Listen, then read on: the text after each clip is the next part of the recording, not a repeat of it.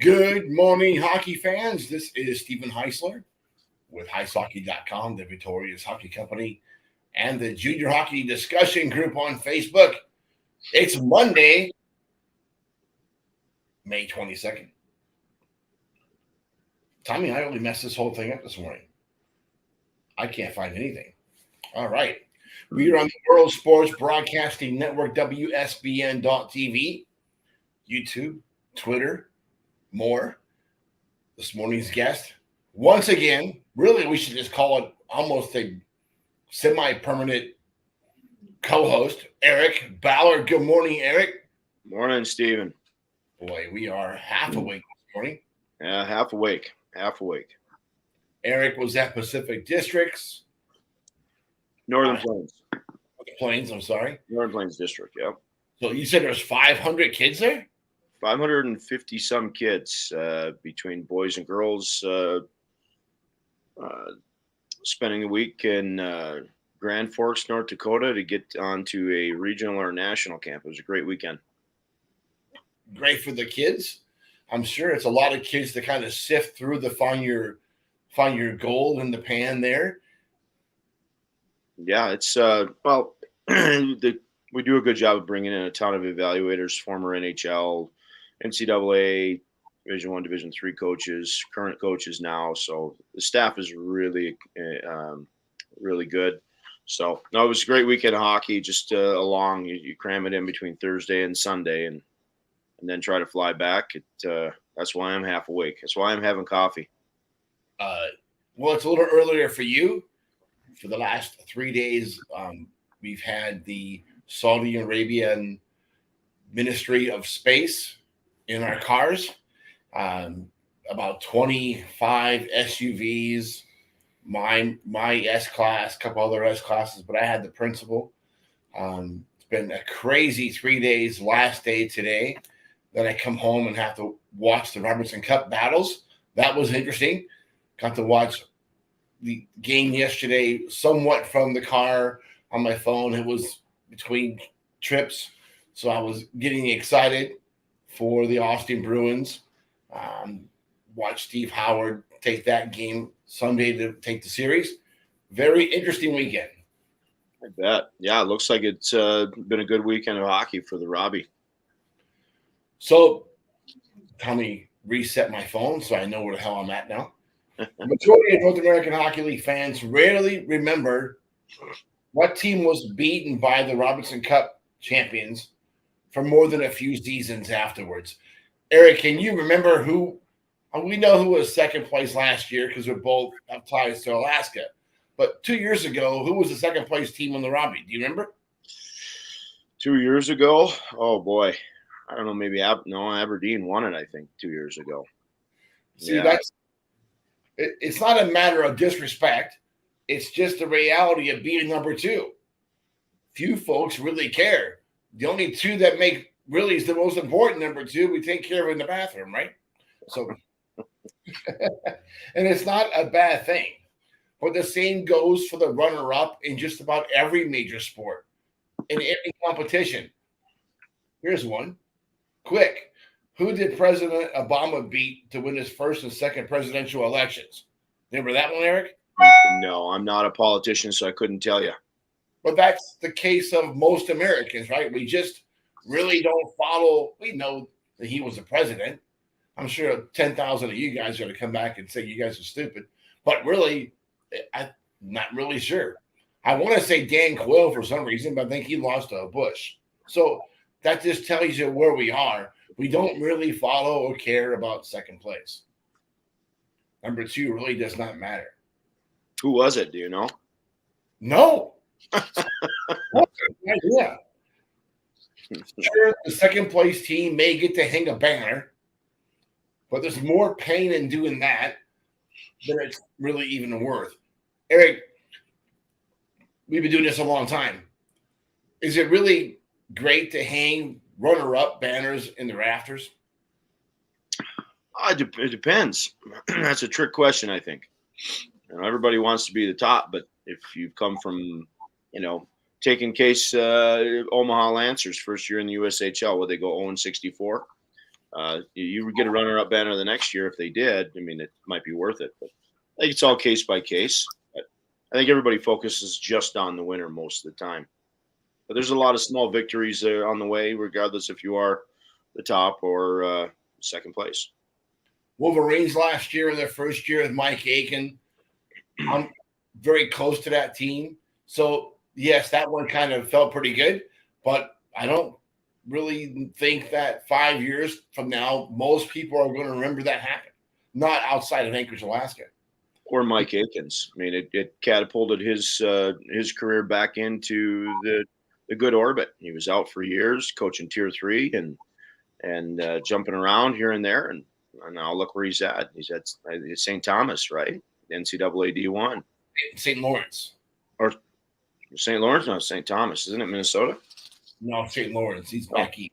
Okay, well, even better yet. So, I think that those things should be rewarded and celebrated for sure, because Mike's a great guy. We've known Mike forever. And back in the old America West hockey days and USHL days and the old Rochester Mustangs group. And it's I don't know if there's a banner, but I bet you Mike remembers that year. Oh, absolutely. So the Austin Bruins will face off against the Oklahoma Warriors tomorrow night.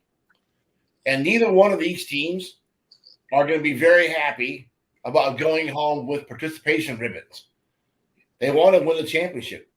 Both teams are hungry for it because they understand second place is the first loser. And that's hard to say because it's a hell of an accomplishment to get to that final game. But I can promise you, nobody is going to be happy going home the loser from that game tomorrow night. Eric?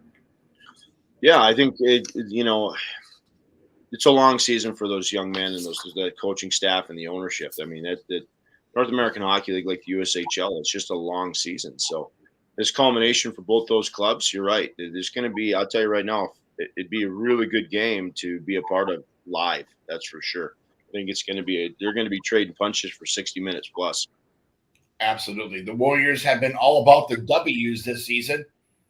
They captured a regular season league championship with 44 wins before going 8-0 while sweeping 3 different teams in the playoffs. The 4-2, 3-1 sweep of the Minnesota Wilderness in the semifinal was epic. Display of power considering how well coached the Midwest Division champions really are and Brett Skinner. That was a heck of a series. I was shocked that Oklahoma went through the Wilderness that easily. What do you think, Eric? Again, I said it once, I think in the show earlier, Garrett Roth has been, he's a journeyman in this league. And you don't take anything away from Coach Skinner and Wilderness, but Garrett's, he's been primed to be a head coach for many, many years. He's seen the different sides and different perspectives and different angles. So I think his elevation has given that team the opportunity to kind of take care of business. And, it sounds like the Oklahoma team is they're all good, but it sounds like Coach Roth has got those guys primed. We featured the Warriors last week in one of the shows with Anthony Bone. Bone was a coach at El Paso last season, before this year. And, Anthony, we talked about what Garrett has been able to do there so much differently than what he really saw working in Bismarck with Wayne Sedemi. He really put his own personal touch on this team. It's built in his image, the way he plays and the way he likes to play in his style. And it's interesting when coaches move from one program to the next or finally get the job as a head coach, how much of a stamp they put on their own teams.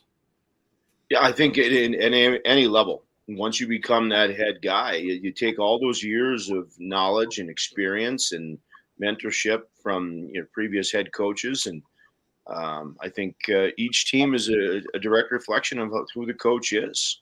And I haven't seen the Oklahoma Warriors play, but I'm guessing they play a lot like Garrett's demeanor, where, real calm, real collected, not a lot of peaks and valleys, but business all day long. So, like I said, I think, Garrett's a good friend, and he's been a journeyman in the league for a long time. I'm just really excited for him, both him and Steve Howard. It's great to see those two guys getting ready to duke it out. Austin's path was not as easy still pretty strong. 8-1-1 over 10 games in the playoffs. Those challenges may come in handy during Tuesday's battle with the Okies. The Bruins took one on the chin while getting all but completely snubbed by a hot goalie in Saturday's 2-1 loss to the Maryland. Maryland had a good season, and that group is Black Bear Sports. They won the cup with Youngstown in the USHL, and Austin was able to shut that down on Sunday. Regardless of the disappointing loss on Saturday, Austin managed to double up the Black Bears Sunday to reach the Tuesday's final. Eric, Steve Howard doesn't get too excited. Yeah, I've seen him get excited on the bench a few times, but in general, he's always going to do the right things for the right reasons. He's a hell of a hockey guy. He's been around for a long time as a player, as a coach. You got to like what he did with this Bruins team this year. There's no question. Howie's been around the game a long time, like you said, as a player and a coach. But I think, again, you got two very seasoned coaches. Howie spent some time in the USHL in Waterloo and now with Austin. And he's been all over the place in a good way. And his demeanor is a lot like Garrett's. It's going to be a chess match. This isn't going to be a lot of, high octane smash mouth like the old Tony Curtali days. This is going to be a little more of a chess match. They're gonna go back and forth in a good way, and you've got two extremely seasoned, experienced coaches squaring off for the Robbie. I think again, it'd be great to be in the building. I might have to set some time aside to watch that one live. Absolutely. So, who do we think is going to hoist the cup? I'm not going to tell you that until tomorrow. I'm not going to tell you until tomorrow. You got to come back tomorrow. Maybe we'll get Eric back on if I can squeeze his head a little bit. And we're going to tell you who our prediction is. And if he won't get on the show, we're going to text him and tell him. He'll give me an answer. I'll get on the show with you. First, I'll pick the other team no matter what. But I think he's going to pick the Warriors. I don't know. We'll see tomorrow night or tomorrow morning. But until then, enjoy your morning coffee.